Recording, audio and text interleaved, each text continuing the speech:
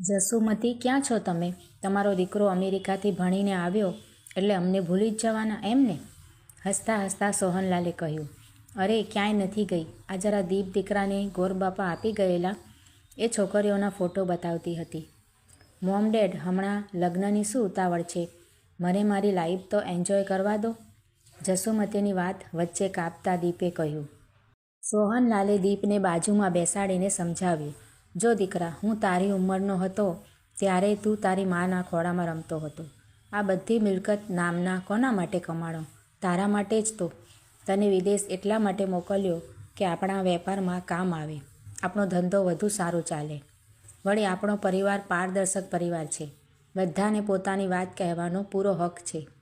જો તારા મનમાં બીજું કોઈ હોય તો તું જણાવી શકે છે. દીપે કહ્યું. ના પપ્પા, એવું કંઈ જ નથી.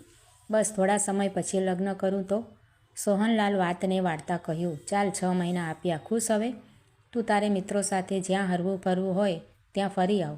દીપ હસતા હસતા હા કહીને નીકળી ગયો. જસુમતી આ બધું જોઈ રહ્યા અને ધીરેથી કહ્યું. તમે દીપને વધારે પડતી છૂટ આપી છે. સોહનલાલે જસુમતીને હિંચકે બેસાડતા કહ્યું. આજકાલની પેઢી સાથે જો ડીલ કરવી હોય તો ધીરજ તો ધરવી જ પડે, નહીં તો આખી બાજી બગડી જાય. તમે અને તમારી આ વાતો મને ક્યારેય નહીં સમજાય. બોલતા બોલતા જસુમતી રસોડામાં જઈને કામે વળગ્યા. જોતજોતામાં 6 મહિના વીત્યા. સોહનલાલે આજે રાત્રે દીપને પોતાના રૂમમાં બોલાવીને કહ્યું. જો દીપ, તને આપેલા 6 મહિના હવે પૂરા થયા. હજુ પૂછું છું, તે કોઈ છોકરી શોધી લીધી છે કે હું કંઈ કહું? દીપે કહ્યું. ના પપ્પા, હવે તમે જેમ કહો એમ. સોહનલાલે કહ્યું.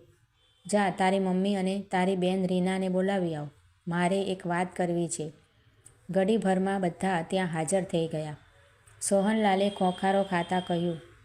મેં દીપ માટે મારા ખાસ મિત્રની દીકરી આશાને પસંદ કરી છે. તમે બધા પોતાનો મત રજૂ કરી શકો છો. રીના તો ખુશીની મારી ઉછળી પડી, કેમ કે એને આશા સાથે પહેલેથી જ ખૂબ ફાવતું હતું. જસુમતી ઘણીવાર આશાને મળ્યા હતા. તે પણ આશાના સંસ્કારથી પ્રભાવિત હતા. હવે વાત રહી દીપની, તો એ વિચારમાં ફસાયો. પછી વિચાર્યું ને કહ્યું. પપ્પા, તમને જે ઠીક લાગે એમ. સોહનલાલે કહ્યું. કાલે આપણે આશાને જોવા જવાનું છે. તું એકવાર મળ, પછી આપણે જ નક્કી કરીશું. બીજે દિવસે સોહનલાલનો આખો પરિવાર આશાને જોવા ગયો. આશાના રૂપનો ઘાયલ દીપ લગ્ન માટે તરત તૈયાર થઈ ગયો. ઘડિયા લગ્ન લેવાયા. શરૂઆતમાં તો બધું બરોબર ચાલ્યું. થોડા સમય બાદ દીપને લગ્ન જીવનમાં ઘૂંટણ જેવું લાગવા લાગ્યું. આજે રાત્રે તો હદ જ થઈ ગઈ. બંને વચ્ચે લડાઈ એવી તો થઈ કે જસુમતી પોતાના રૂમ તરફ જતા હતા અને સાંભળી ગયા. પોતાના રૂમમાં જઈને જસુમતી વિચારોમાં ખોવાઈ ગયા. જસુમતીનો ઉદાસ ચહેરો જોઈને સોહનલાલે કહ્યું. શું થયું છે તમને આજે? કેમ ઉદાસ છો? આ દીપ અને આશા વચ્ચે જરૂર કંઈ કણબનાવ છે. હું હમણાં અંદર આવતી હતી ત્યારે એમના રૂમમાંથી આશાના રડવાનો અવાજ આવતો હતો. તમે કહો તો હું પૂછી આવું. સોહનલાલે ઘસીને ના પાડી દીધી. અત્યારે રાત્રે 11 વાગ્યા છે. તમે સૂઈ જાઓ, હું કાલે કંઈક કરું છું. સવાર પડતા જ રવિવાર હતો એટલે દીપ એના ફ્રેન્ડ સાથે ક્રિકેટ રમવા જતો રહ્યો. મોકો જોતા સોહનલાલે આશાને ડાઇનિંગ ટેબલ ઉપર બેસાડીને પૂછ્યું. વહુ બેટા, તમે કેમ કાલે રડતા હતા? તમારા મમ્મીએ મને આવીને કહ્યું તમારી અને દીપ વચ્ચે કંઈ થયું છે? મોં નીચું કરી આશાએ કહ્યું. ના પપ્પાજી, એવું કંઈ નથી. એટલું બોલીને આશા ત્યાંથી જતી રહી. જસુમતીએ રસોડામાંથી બહાર આવીને કહ્યું. આ ખાનદાન ઘરની દીકરી છે, સહન કરશે પણ કંઈ નહીં બોલે. સોહનલાલે જસુમતીને વચ્ચે રોકતા કહ્યું. હા, ભલે ખાનદાન ઘરની દીકરી છે, પણ હવે આ ખાનદાન ઘરની વહુ છે. હું એની આંખમાં આંસુ નહીં આવવા દઉં. એ આપણી ખાનદાની છે. હવે એ મારા ઘરની વહુની સાથે દીકરી પણ છે. રવિવારે સાંજે મોકો જોઈ સોહનલાલે દીપને રૂમમાં બોલાવીને કહ્યું. જો દીકરા, તારા અને આશા વચ્ચે કંઈક અણબનાવ ચાલે છે જે આશાએ નથી કહ્યું, પણ મને અને તારી મમ્મીને દેખાય છે. હવે તું સાચું કહે તો કંઈક રસ્તો નીકળે.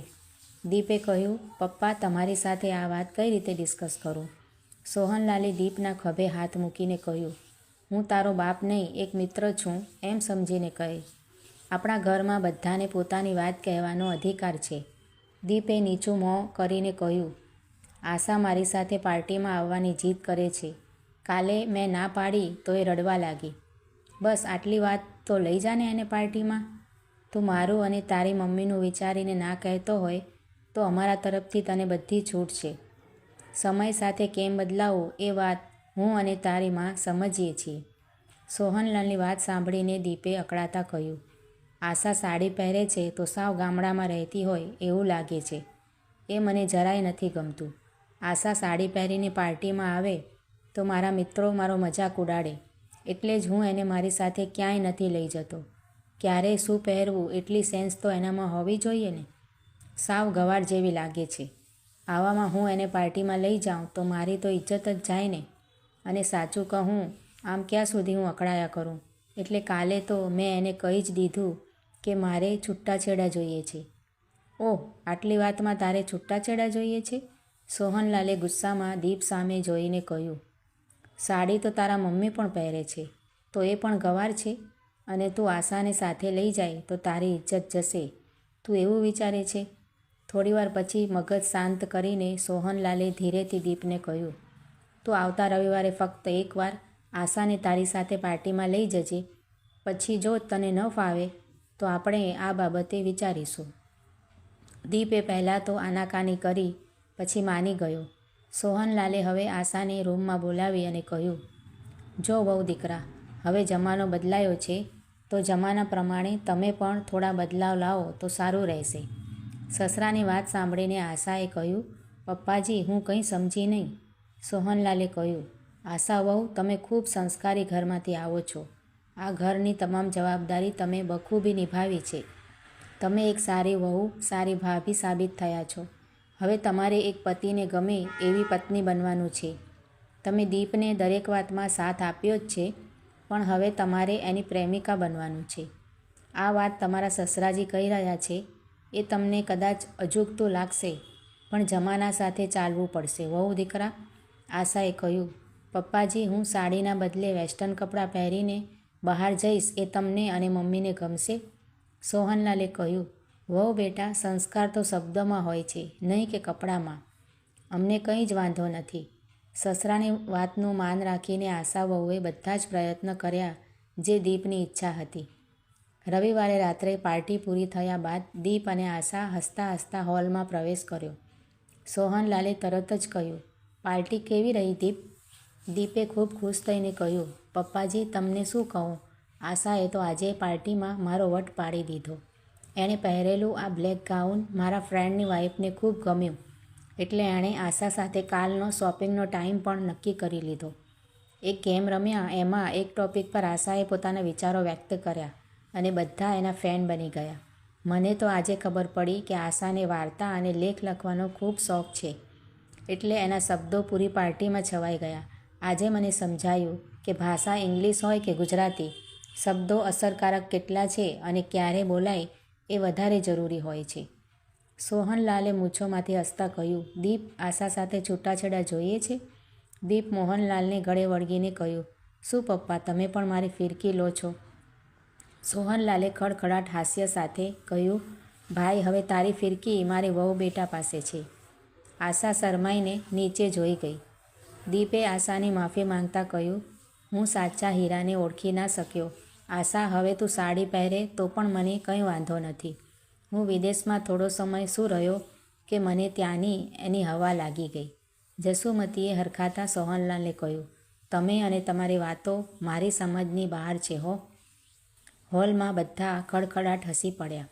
મિત્રો, આ વાર્તા તમને કેવી લાગી છે તે કમેન્ટ કરીને જરૂરથી જણાવજો. અને જો સારી લાગી હોય તો આ વિડીયોને લાઇક, શેર કરીને આવી જ બીજી વાર્તાઓ જોવા માટે મારી આ ચેનલને સબસ્ક્રાઈબ જરૂરથી કરજો.